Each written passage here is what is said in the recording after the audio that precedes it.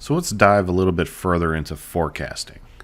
So these are some tools you can use when you're actually trying to do a forecast. So we have some challenges to effective order management, which is why we're developing a forecast in this case, because our forecast is going to help us with figuring out how much we need to order. So first, the history. What's our data history? What kind of information do we have? Now, accuracy. How accurate is that data? So you might have heard the garbage in, garbage out terminology. Well, if we have garbage information in the system, we're going to get garbage information out of the system. So we need to ensure that that information that we put into the system, and this is everybody's responsibility, is accurate. Because that information is going to lead to other things, especially what we're covering now, forecasts. And then we have our confidence. How confident are we? How confident are we in our actual forecast? Are we 95% confident? Are we 80% confident? Are we 0% confident? And then we have to take ownership. Some people will come up with a forecast and they don't want to do any type of ownership of the forecast. It's unfortunate. So let's dive into the types of forecasts, which I alluded to in a previous video. So we have 4 types here. We have our qualitative methods. We have our quantitative methods, our correlational methods, and our time series models. So these are our 4 main types. So our qualitative methods are usually our non-numbered type methods. So like if you're doing a survey and you ask people to say, rate your experience based on from bad to great. Well, you're using words instead of numbers. That would be a qualitative thing. Or have somebody give you a short answer and now you have to evaluate their answer. So these 2 methods can be qualitative. But quantitative, you can use methods such as rate your satisfaction on a 10 scale. 0 being you were not satisfied at all, 10 being you were extremely satisfied. That'd be a quantitative method. Then we have a correlational method models. Well, is there a correlation? Is there a relationship between one versus the other? Is there an independent and a dependent variable?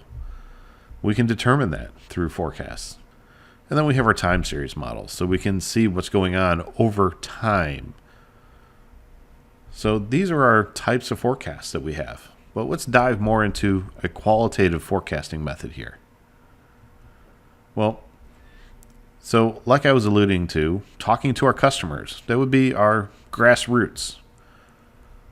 We would just ask them, because we can use that information. It's usually unfiltered and the person is not expecting.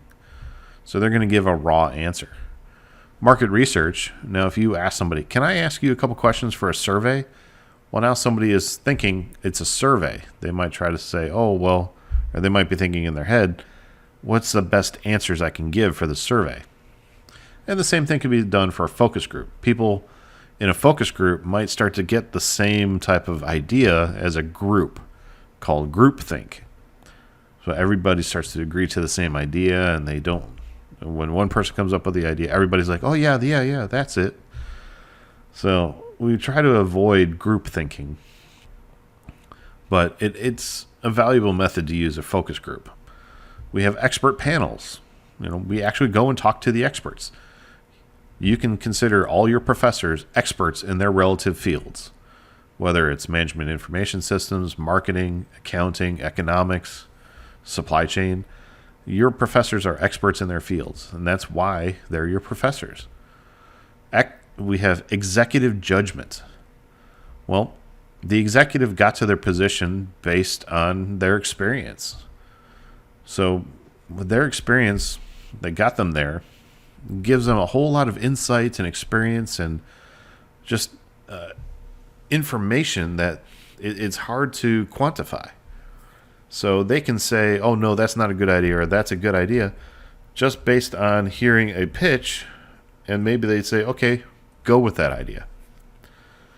And then we can use a historical analogy where we use a similar product from the past. For example, if we're making a board game like Monopoly, but we're making something else that's similar to Monopoly, well, is our board game going to be as successful as Monopoly? Can we make that analogy? We might not. Monopoly might not be a good analogy because Monopoly is wildly successful when you look at products. And then we can use the Delphi method. So basically in this, we're going to be asking an expert panel a series of questions, and then we're going to drill that down to an opinion. Then we're going to ask our panel again a series of questions based on that opinion, and we're going to keep drilling down until everybody comes up to the same opinion, the same set of facts. So that's the Delphi method. So these are all the qualitative forecasting methods we can do. But we have a quantitative method, which is maybe more what you're used to when it comes to forecasting. So we use correlational models and time series models. So in correlation, it's based on regression. We have X and Y, and X can predict Y because of independent variables. And then we have time series. And these are usually moving averages or exponential smoothing. And we'll get more into that. But most of the time, at least in my experience, we're going to see more time series models over correlational models. That doesn't mean that you're not going to see correlational. You will see those, but more often you'll see time series in supply chain. So what is a moving average? Well, let's use this example here. Sweet D's Brownies constantly seeks new tantalizing flavors. The director of research and development recently launched a Black Forest cherry brownie for market testing in the Springdale, Arkansas outlet. Using demand numbers from the raspberry cheesecake market test to seed the forecasts. The following data emerged over the initial test week. Okay, so they're using a historical analogy here to help forecast their demand. So that's their forecasted demand is based on another flavor, and then they have their actual demand of selling Black Forest cherry versus the strawberry cheesecake, which is the forecast. So what is a moving average? Well, a moving average is generally just a standard average, but you're moving the numbers. So if it's a 2-period moving average, you're using two numbers, but you're dividing it by 2. So in this example, they're using what appears to be Thursday and Friday's numbers and just dividing Thursday and Friday to figure out Monday's data, which Monday's forecast should be 42.5 based on Thursday being 45, Friday being 40, divide that by 2. So the moving average should be 42.5. But then we have this other one here, a 3-period. So we're looking at 3 days, weighted moving average. And they chose to weight it 20%, 30%, and 50%. And they put 0.2, 0.3, and 0.5. So they took Wednesday, so 0.2 times Wednesday, which was 42 or 47. Then they took Thursday, which is at 30%, so 0.3 times 45. And then Friday, so they had 50%, so 0.5 times 40 to try to figure out the 3-period weighted moving average for Monday.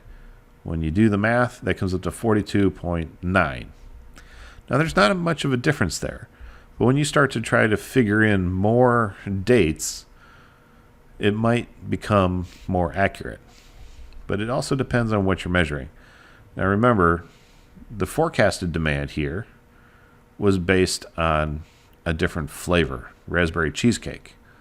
Some people don't like cheesecake. Other people might not like raspberry. But then you might have some people that really love cherry. So they might, you're kind of speaking to different audiences. But we also have this thing called exponential smoothing. So this is where we can kind of smooth things out to not have the such up and downs. And we actually throw in some alpha numbers. And in the example, we'll use an alpha example. But this, we might use an alpha number when we have data that we don't actually have a forecast for. Like, for example, if we don't have any Saturday numbers, well, we might be able to predict Saturday based on all the other data. So this is stable. So we want to smooth out any noise. So this would kind of get rid of those high and low spikes. And it's responsive. So we can actually see new trends very quickly. So the equation is the forecast of a specific day. So we have forecast for Saturday. And that equals the alpha value of the actual sales for Friday plus 1 minus that alpha multiplied by the forecast for Friday. So if we use that as an example here, so when we take an alpha of 0.3, now remember, so we're looking at Friday, so 0.3 times 40, so that's the actual for Friday, and then we're going to add that to the 0.7. That's the 1 minus the alpha, so that leaves the 0.7, and multiply that by the forecast for Friday, and that will equal 43.752. Now we don't actually have what it actually ended up with, so we don't know how close these numbers came out to be. But this is another way to kind of get rid of those ups and downs. Now, if you remember, the other one showed us a 42.5 and a 42.9. But this is showing us a 43.7. If you look at our forecasted demand, that's pretty much in line. If you look at our actual demand, that's closer to being in the middle of our actual demand. Where 42 is a little bit low, where 43 is a little bit closer to being in the middle there. So you can see how that might smooth out what's going on. So this is how we use these tools for forecasting. And I hope quickly going over these examples gives you an idea of how to apply these and how that exponential smoothing can be used maybe to predict information that's not there. Like, for example, a Saturday, or trying to predict a following Monday in this one. But this is just one method. And there's other methods that may be more accurate depending on the situation. And because we don't have what the data shows us for the following day, in this case Monday, we can't see how close or accurate our forecast was.